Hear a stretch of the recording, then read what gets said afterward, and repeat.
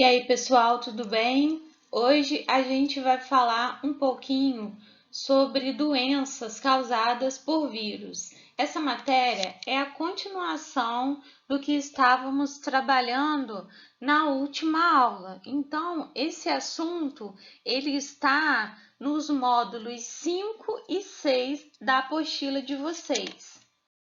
Só para a gente recapitular, gente, os vírus, eles são chamados parasitas intracelulares obrigatórios. Eles são formados por uma cápsula de proteína, que é o capsídeo, e pelo seu material genético, podendo ser de DNA ou de RNA.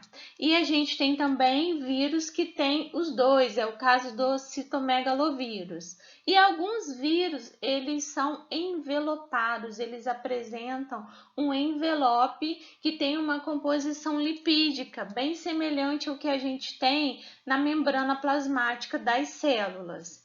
E também, pessoal, vamos lembrar que os vírus, eles são acelulares, eles não são formados por células, eles não apresentam metabolismo próprio, eles só apresentam atividade se eles estiverem dentro de uma célula. Só para a gente se situar, tá certo? E hoje, continuando a falar da herpes. A gente tem a herpes labial, que é uma doença causada pelo HSV tipo 1. Esse vírus, ele é um vírus que ele atua na região oral, na região da boca. Como que ocorre a transmissão do vírus da herpes labial? Essa transmissão, gente, vai ser por contato com as pessoas e também por contato com objetos contaminados com vírus. A herpes, gente, a maior parte das pessoas já teve contato com esse vírus. A questão é que algumas pessoas irão manifestar os sintomas e até mesmo uma criança ela pode pegar esse vírus se chegar alguém e der um beijo na criança, essa criança daqui a pouco passou a mão na bochecha, daqui a pouco colocou a mão na boca, essa criança pode pegar esse vírus.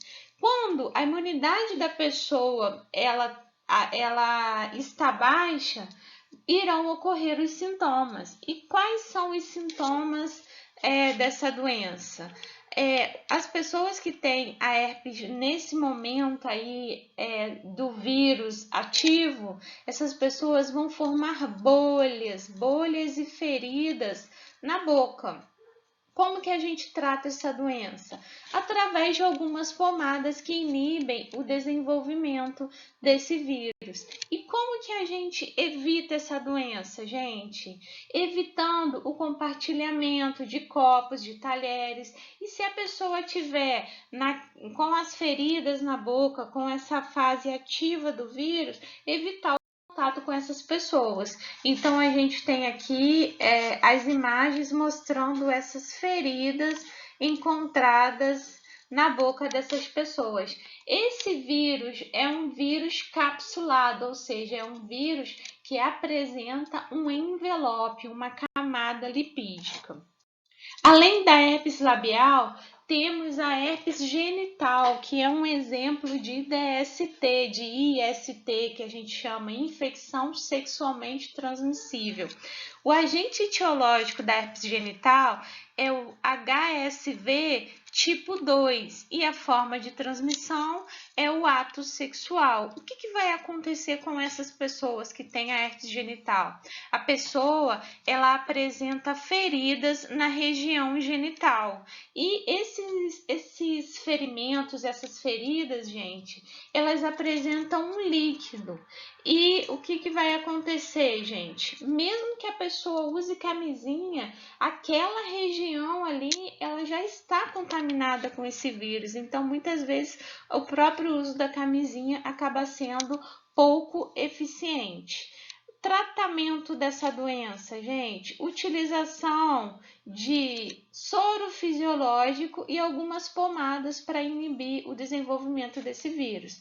Evitar essa doença como? A partir da utilização preservativo. Então, olha só, são bolhas que vão aparecer e essas bolhas, elas acabam liberando um líquido viscoso e esse líquido, ele acaba podendo contaminar outras pessoas.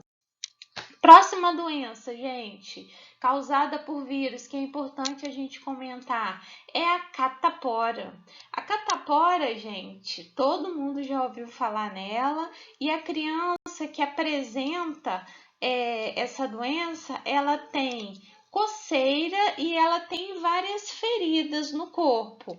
Em adulto pode acontecer também, só que hoje em dia a gente tem essa vacina lá no nosso calendário, né? O calendário de vacinação oferecido aí pelo SUS, a gente já tem a vacinação contra essa doença. E aqui, para quem nunca viu, para quem não conhece, olha como é que fica a pessoa, né? Fica cheia dessas feridas ali, dessas bolhas em todo o corpo. Graças a Deus que a gente tem as vacinas e com isso a gente evita muitos problemas. Mais uma doença que a gente tem também vacina, gente, é a cachumba. A cachumba é uma doença que o agente etiológico dela é um vírus que ele gosta do tecido da parótida. A parótida é uma das glândulas salivares que a gente tem. E esse vírus ele gosta de ficar nessa glândula aí, gente. Consequentemente, a pessoa que tem a cachumba, ela tem um aumento nessas glândulas salivares e isso acaba provocando um inchaço ali na região das glândulas salivares.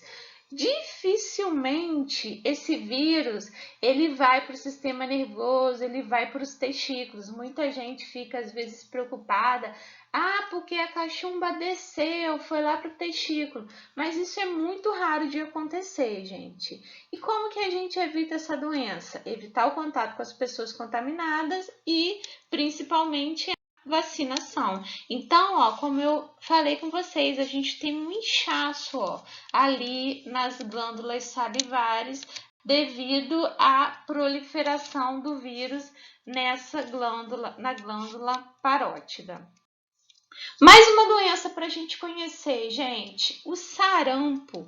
O sarampo é uma doença, que a gente tem também a vacinação na infância e a transmissão do sarampo vai ser por vias aéreas, ou seja, se a pessoa tossiu ali perto de você, espirrou perto de você. Além disso, os objetos também que estiverem contaminados com o vírus podem ser uma fonte aí de transmissão da doença. A pessoa que tem o sarampo, ela tem manchas por todo o corpo, tem uma febre muito alta e uma tosse seca.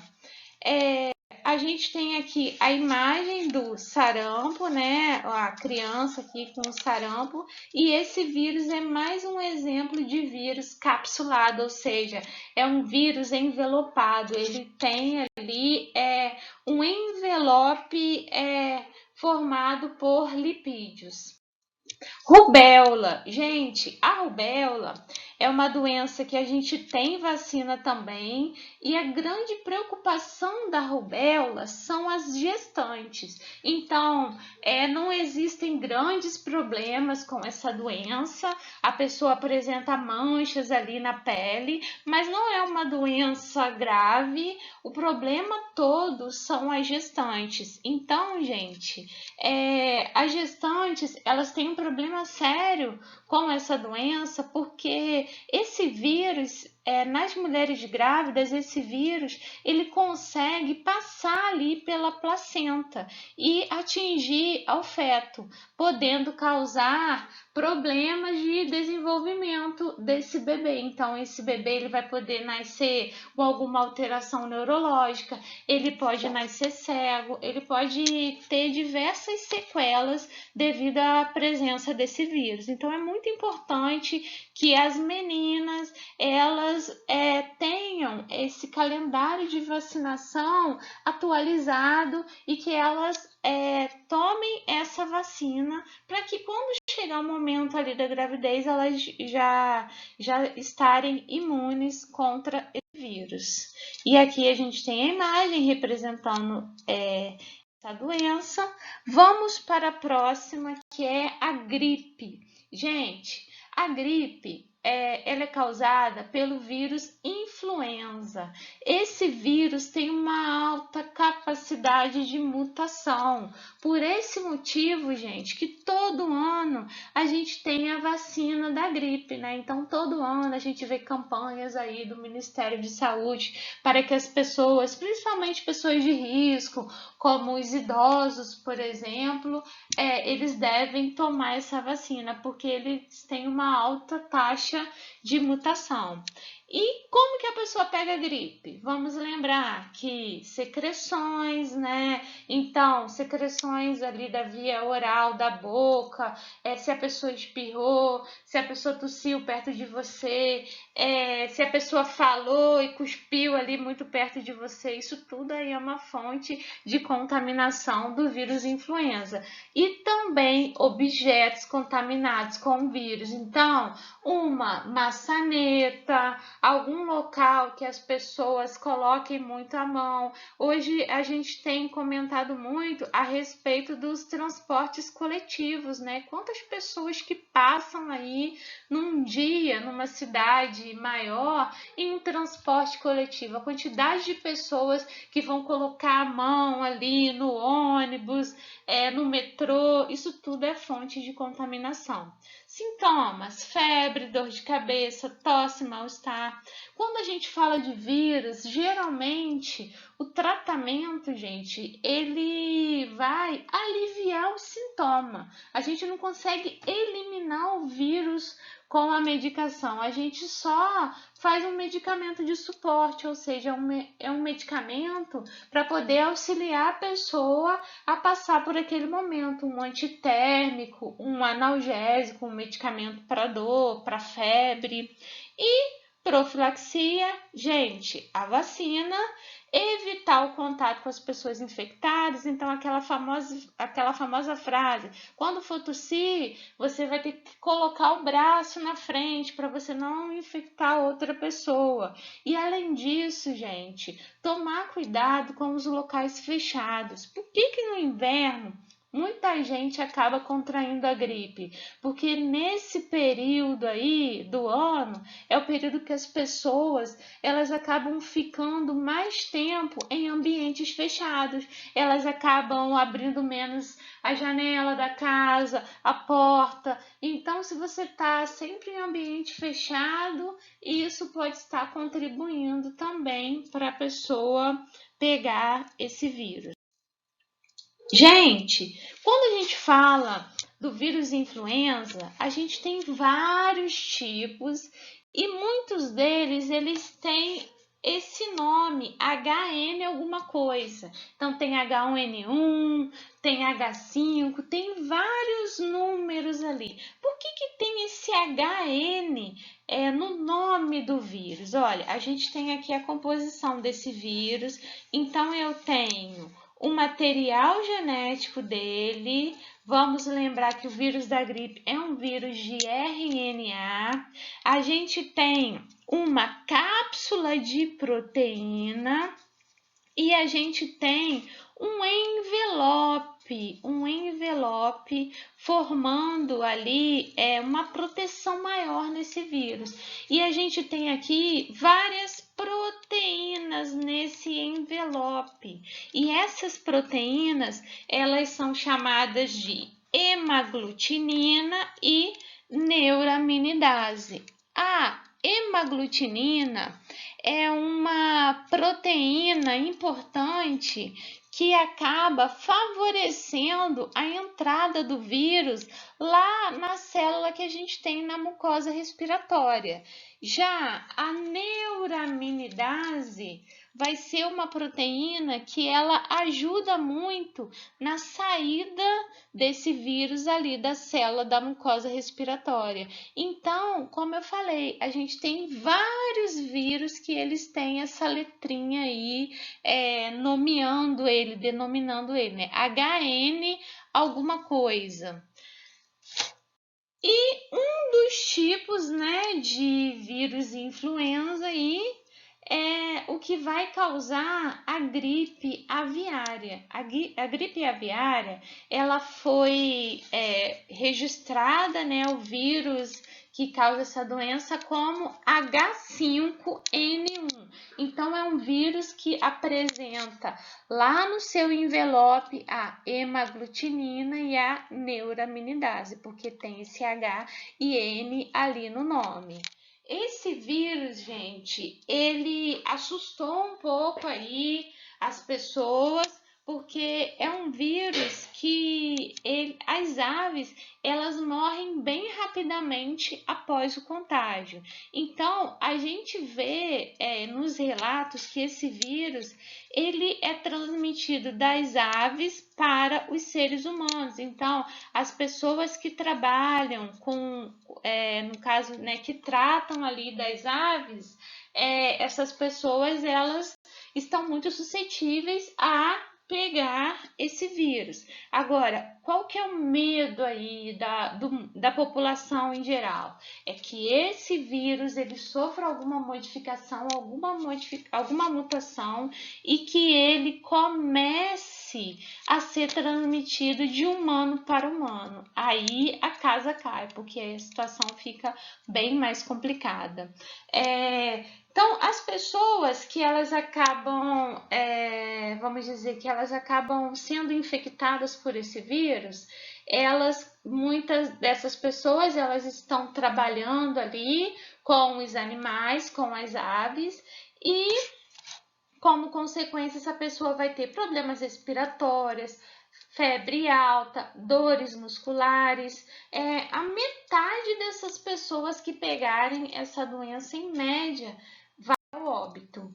E só para vocês terem ideia aí da gravidade da situação, gente, se tiver, vamos supor, a pessoa que tem ali vários desses animais, se for observado que tem um animal, que tem uma ave que pegou essa gripe, a gripe aviária, todos esses animais, eles têm que ser sacrificados, eles têm que ser abatidos. Então, isso já aconteceu em vários locais. Aí eu trouxe para vocês uma reportagem aqui, ó, que foi do ano de 2007, ó.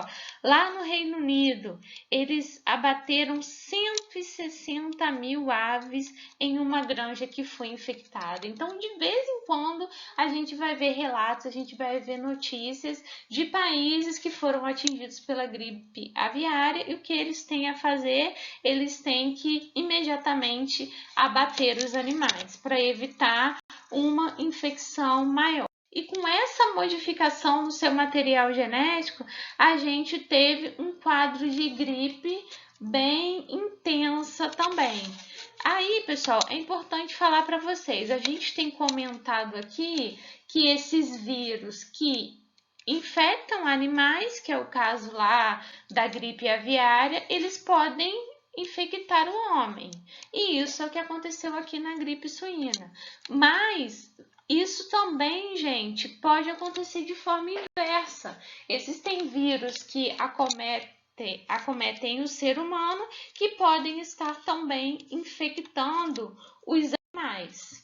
E aí, gente, lembra que eu falei para vocês que as pessoas ali que tratavam os animais ficavam com medo desse nome gripe suína?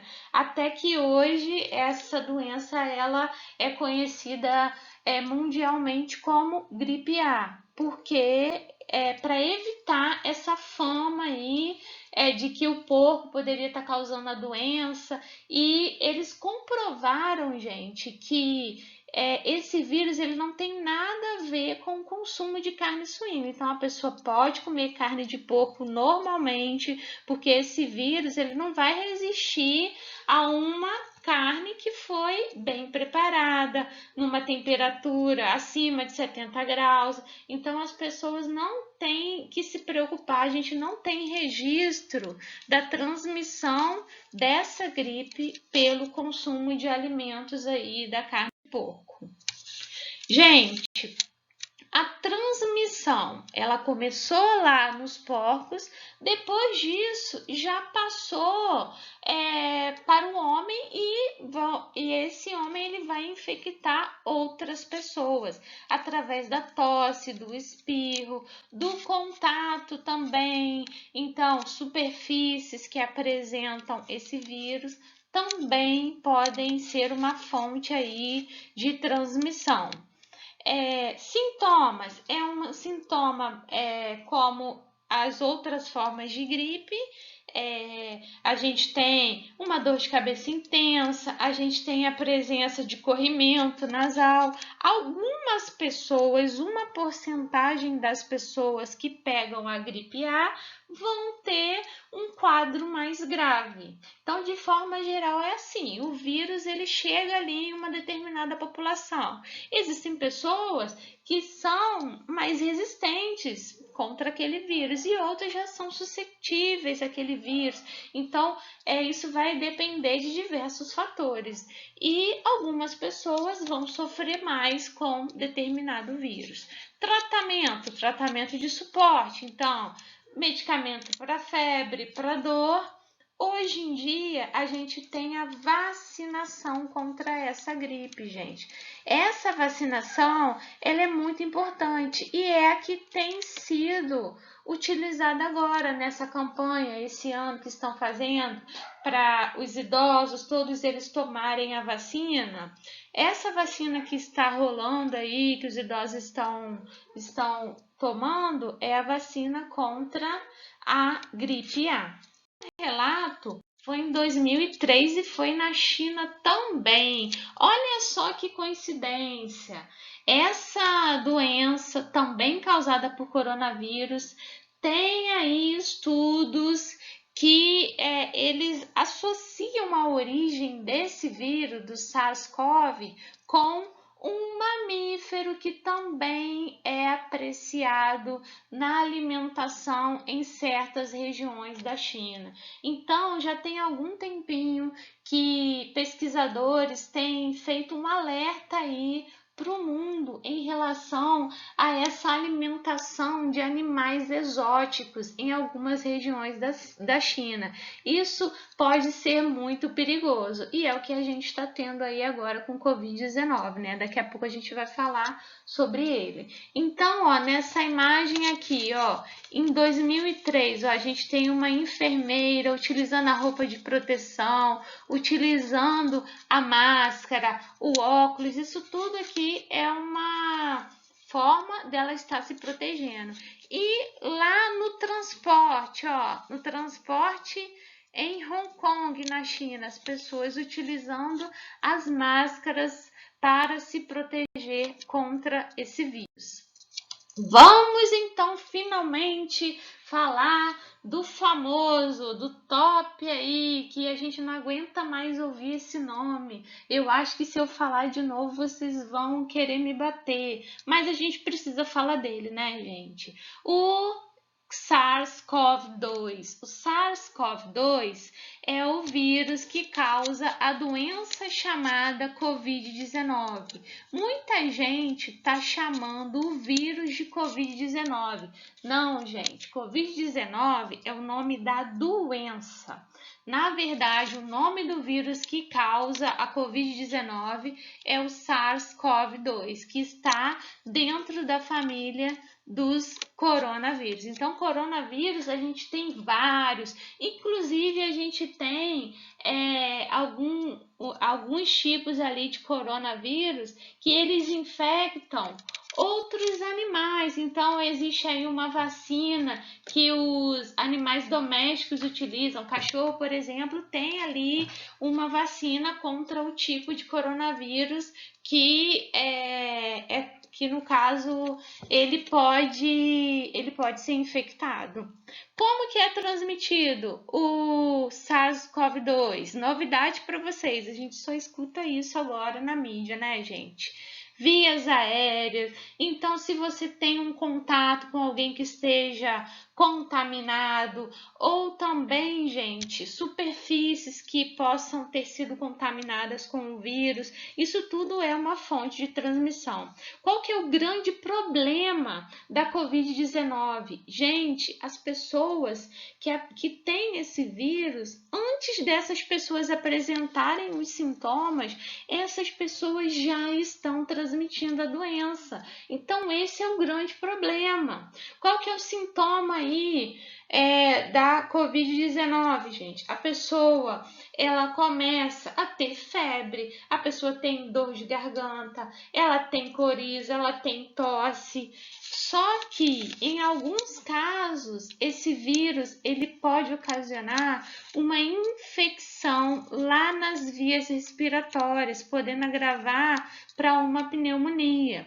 Então, gente, a gente tem alguns grupos aí que têm sido considerados grupos de risco, os idosos, a pessoa que tem diabetes, a pessoa que tem algum problema no sistema imunológico, o sistema imunológico estando comprometido, por exemplo, pacientes que estão fazendo tratamento de câncer, o sistema imunológico está comprometido, essa pessoa tem que se proteger mais ainda para não ser infectada. E aí, pessoal, como se trata essa doença?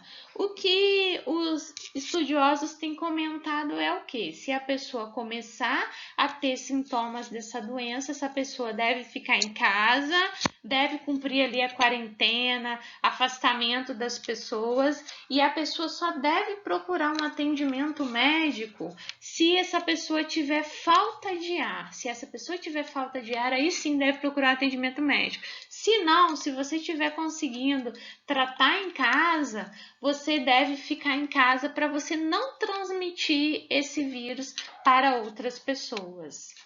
E nesse caso aqui, se a pessoa tiver uma dificuldade para respirar, a gente tem o suporte aí com oxigênio, pode precisar de uma ventilação mecânica. Profilaxia, gente, é o que a gente está fazendo agora. A gente está tendo esse isolamento social, vamos dizer assim, essa proibição, né, de eventos, de aglomeração de pessoas. Muitas vezes a gente está tendo críticas em relação a esse isolamento social. Existem pessoas que são a favor, existem pessoas que são contra. A gente sabe que isso tem um impacto econômico muito grande. Entretanto, gente, hoje, atualmente, é o que se sabe sobre a SARS-CoV-2, sobre esse vírus. Então, a melhor opção que a gente tem, embora, né, tenha todos esses problemas aí do isolamento social, a melhor opção que a gente tem é realmente fazer isso, porque a gente não sabe exatamente quais são os efeitos aí, como que esse vírus ele pode se comportar. Então, nesse momento, é a alternativa que a gente tem. Tem aquele medicamento que as pessoas têm comentado aí a respeito de uma melhora nos pacientes que foram confirmados, né, que testaram positivo para essa doença. Só que assim, isso tudo é teste, né, gente? Então precisam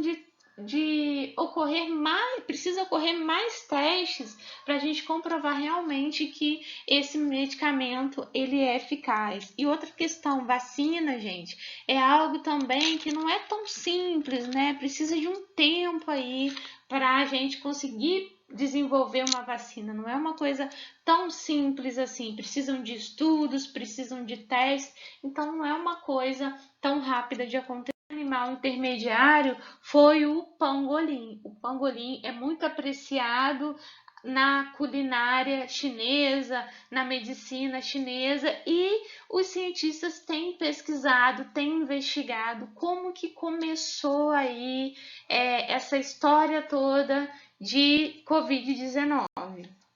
Olha a diferença de 181 mil casos confirmados, 307 mil casos, passou para 531 mil casos confirmados. Então, vocês podem ver, gente, que é uma transmissão muito rápida. Se a gente tem casos confirmados, gente, imaginem os casos que estão sendo subnotificados. No nosso país, por exemplo, não são todos os casos que a gente tem exames. Então, poucas as pessoas estão tendo acesso aos exames. Existem muitas pessoas que já estão com o Covid-19, mas esses casos eles acabam não sendo registrados. Dia 29 de março, domingo agora, gente, 685 mil casos e 32.113 mortes. Então, gente, não é brincadeira. Para o mundo inteiro ter parado, para a Disney ter fechado, para a gente cancelar vários eventos esportivos, não pode ser uma brincadeira. E dia 31 de março, terça-feira, gente, 838 mil casos e 61. E aí, pessoal, vamos repetir algo que a gente tem comentado, que a gente tem falado e muitas vezes algumas pessoas acabam não entendendo. Gente, se esses casos eles aumentarem muito num nível além da capacidade do nosso sistema de saúde, o que vai acontecer? O nosso sistema de saúde ele entra em colapso. Então a gente não tem leito para todo mundo, a gente não tem equipe de saúde para todo mundo. Então nesse momento, qual que é a alternativa que a gente tem? Até a gente encontrar uma outra alternativa, nesse momento a alternativa que a gente tem é achatar a curva de transmissão da doença. E como que a gente achata essa curva de transmissão? Através de isolamento social. Dessa forma, a gente não vai sobrecarregar o nosso sistema de saúde e assim o nosso sistema ele acaba não entrando em colapso. É importante a gente ressaltar que o nosso sistema de saúde ele não trata apenas Covid-19. O nosso sistema de saúde ele tem que tratar acidente, ele tem que tratar infarto, ele tem que tratar cirurgias. Agora, se o número de casos ele for um número muito alto em um curto período de tempo, a gente pode acabar ocasionando muitas mortes, não apenas por Covid-19, mas podemos também ter mortes por outras doenças que podem acabar deixando de ser tratadas devido à quantidade e número de pacientes em um curto período de tempo. Então, por esse motivo que a gente está fazendo todo esse esforço aí, essas medidas aí de isolamento social, para que o nosso país consiga passar, consiga vencer essa situação da melhor maneira possível.